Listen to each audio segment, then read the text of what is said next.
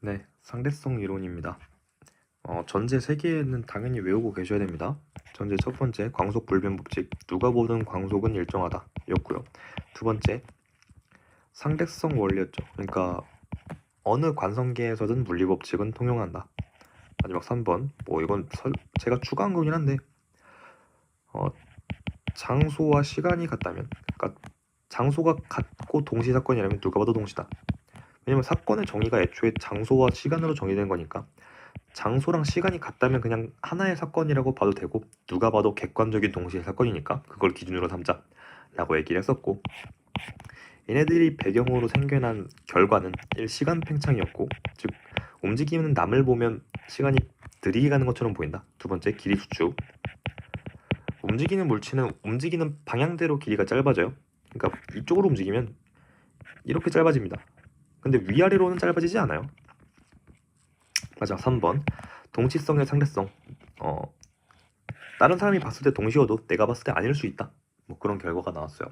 그래서 이 세 가지를 가지고 특히 장소의 동시성을 잘 이용해서 문제를 풀어봅시다. 1번, 모든 관성계에서는 물리법칙이 동일하게 성립해. 전제 2번이었죠. 맞는 말이고, 이것도 광속 불변의 법칙 맞는 말이고, 속력이 빨라질수록 질량이 커진다. 이거 질량과 에너지 단원에서 배운 거예요. 그러니까 맞는 말입니다. 5번 답이고요. A의 관성계에서 B의 시간을 보면 느리게 갑니다.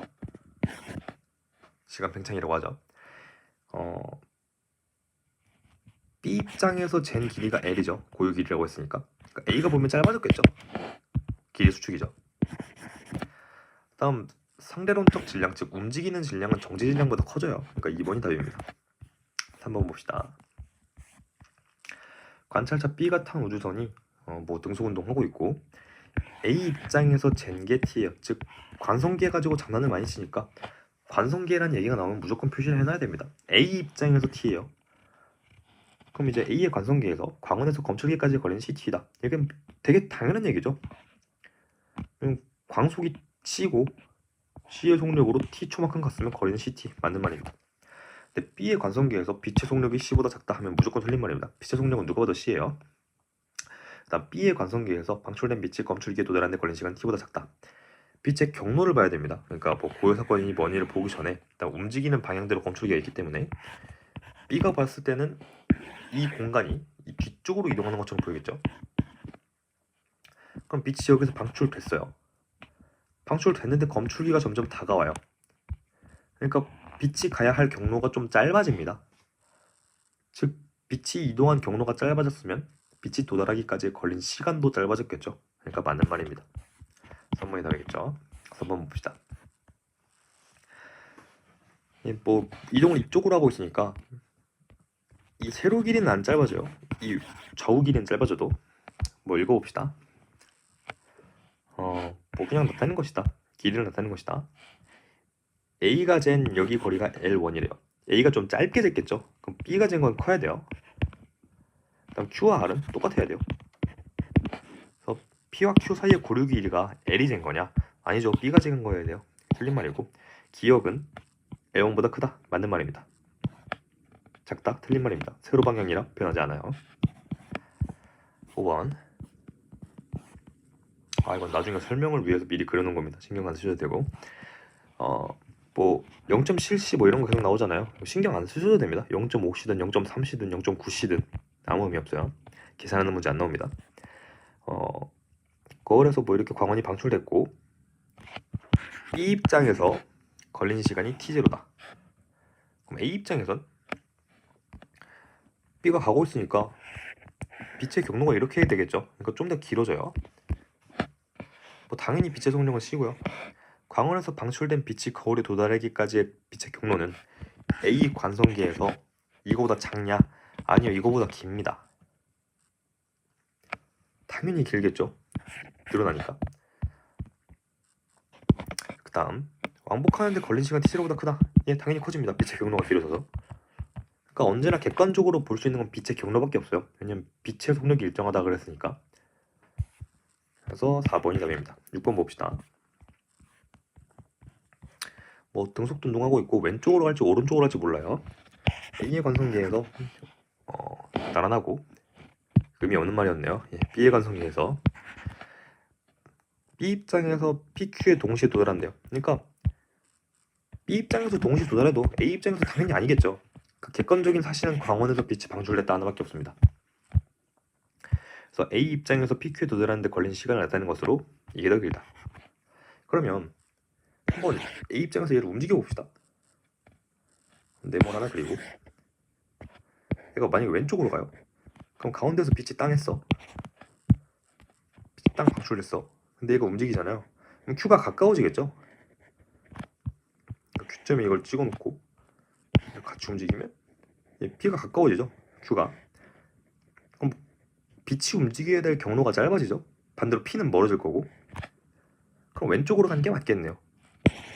A가 봤을 때 P까지 가는 시간이 커졌다고 했으니까. 반대로 오른쪽으로 가면 P는 가까워지고 Q는 멀어지니까 광원에서부터 Q까지 가는데 걸린 시간이 더 컸을 거예요. 아무튼 왼쪽으로 가고 있는 거고, A의 관성계에서 여기 거리랑 다르다라고 했는데 다르지 않죠. 빛의 경로가 달라졌을 뿐이고 거리는 같습니다. 그 틀린 말이고, 운동 방향 A 맞는 말이고, B 입장에서 Q에 도달하는데 걸린 시간 T2보다 작냐라고 했는데 T2는 짧아진 경로죠. 그러니까 왼쪽으로 가고 있으니까 빵 방출돼. 근데 Q가 한 요쯤까지 와. 그러니까 이거 찔끔 간 거죠. 이거 찔끔. 그러니까 당연히 B가 재면 여기서부터 여기까지 가는 빛의 경로를 재야 되니까 작지 않고 커요. 틀린 말입니다. 이원이 되겠네요. 그러니까 빛의 경로 기준으로 판단하는 겁니다. 빛의 경로가 기냐 짧냐. 7번. 자, 뭐 등속도 운동을 한다. 여기까지 의미 없는 말이고, A의 관성계에서 동시에 방출된 빛이래요. 근데 그건 의미 없죠. 장소가 다르니까. 근데 거울에 반사되고 PQ에 동시에 도달한다. 자, 그럼 B가 봤을 땐 얘네들이 왼쪽으로 가고 있는 거죠. 이게 왼쪽으로 가고 있는 거예요. 이 자체가. 자, 그럼 B 입장에선 일단 방출된 빛은 거울에 동시에 반사된다. 반사된 사건이 거울이라는 지점에서 동시에 일어났죠. 그러니까 장소가 같죠. 그러니까 B가 봐도 동시는 맞습니다. 거울이 한 장소라서. 즉 사건이 총 3개예요. 방출됐다, 거울에 도달했다, 다시 돌아왔다. 빛은 P에서가 Q에서보다 먼저 방출된다. 자, B 입장에서 총 시간의 흐름에 따라서 3개 그려놨어요. 빛이 방출된 시점, PQ에서 빛이 방출, 그 다음 빛이 거울에 도착, 그 다음 다시 PQ로 도달. 총 3가지 사건을 시간대별로 1, 2, 3 순서대로 갈 거예요. 왜냐면 얘들은 왼쪽으로 움직이고 있으니까. 지금 빛을 방출하는 건 동시냐? 아니죠. 객관적인 사실은 빛이 거울에 반사됐다밖에 없어요. 자, 그럼 빛이 거울에 반사됐는데 얘들이 왼쪽으로 가고 있잖아요. 즉 P 지점에서 만약에 빛이 방출해. 그럼 거울까지의 거리는 가까워지고 Q 입장에선 멀어져요. 근데 도달하는 건 동시에 도달해야 돼요. 즉 Q에서 먼저 방출해야 됩니다. 괜찮죠? 그러니까 틀린 말이에요. 그 다음 거울에서 방출된 빛은, 그러니까 거울에 동시에 도달했어요. Q가 먼저 방출해서 이제 다시 여기로 이렇게 가겠죠. 근데 이 거울 입장에서 P는 도망가고 Q는 가까이 와요. 그러니까 Q에 먼저 도달하겠죠. 그러니까 틀린 말입니다. 1번. 그러니까 빛의 경로, 즉 움직임을 계속 고려해줘야 돼요. 객관적인 건 빛의 경로밖에 없습니다. 마지막 8번 봅시다. 마지막이 아니지. 뭐 관찰자 C에 대해 정지하는 기준으로 PQ를 입자 얘네들이 다른 속도로 가고 있어요. 얘가 조금 더 빠르죠. 그럼 시간 팽창도 얘가 더 크게 일어나고 길이 수축도 얘가 더 크게 일어납니다. 자, C의 관성계에서 얘가 봤을 때 거리가 L이래요. 그 관찰자 C에 대해 정지있는 기준선이라고 했으니까 이게 고유길이죠. 그 다음 정지 에너지는 A랑 B랑 같다. 그러니까 정지했을 때 무게는 같다. 그럼 지금 움직이고 있는 A의 무게가 B보다 크겠죠. 더 빠르게 움직이니까. 자, A의 관성계에서 PQ 사이의 거리는 L보다 작다. 당연하죠. 이게 고유길이었고 움직이는 A가 보면 짧아 보입니다. B의 관성계에서 P를 통과한 순간부터 Q를 통과하는 순간까지 걸리는 시간은 이거냐? 라고 했는데 속도는 맞지만 거리가 틀렸어요. B가 본 거리는 L이 아닙니다. 좀 더 짧겠죠? 그러니까 틀린 말이고요. C의 관성계에서 상대론적 질량은 A가 크다. 얘가 더 빨라서 얘가 더 무거워요. 맞는 말입니다. 자, 9번 봅시다. 이제 네 문제는 그 질량과 에너지 단원인데요. 굉장히 쉽습니다. 그냥 반응식만 맞춰주면 되고, 다만 질량만 줄어들어요. 질량만 줄어들고 그 감소된 질량을 토대로 에너지가 발생합니다. 그것만 알고 있으면 됩니다.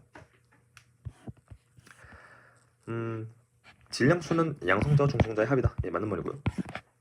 핵 반응에서 결손된 질량을, 그러니까 반응 전이 M1이고 반응 후가 M2라고 치면 결손된 질량은 여기서 이거 빼는 거 맞는 말이죠. 그 다음 니은은 핵 반응에서 발생하는 에너지는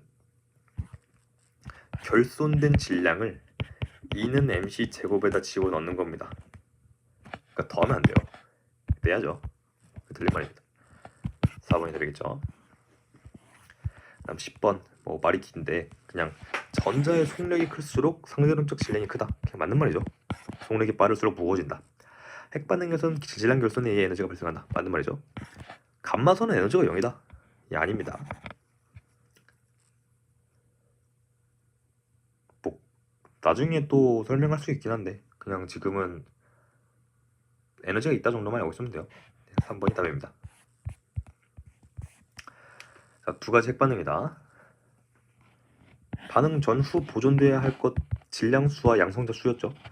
그러니까 질량수 총 226 나와야 되니까 여기 4 나올 거고,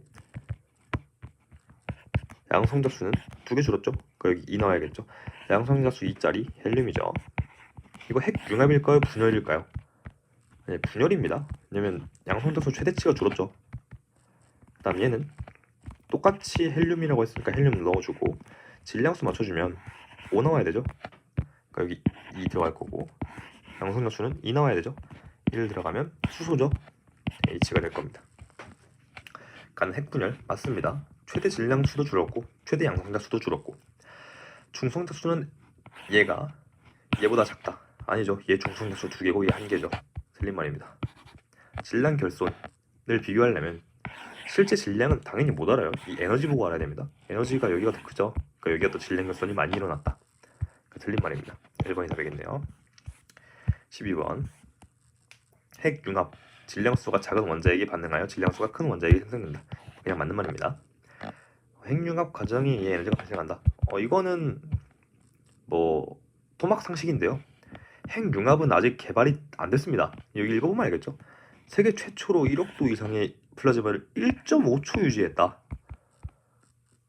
예, 이걸 사용하고 있다는 소리가 아니죠. 핵융합은 아직 개발 중입니다.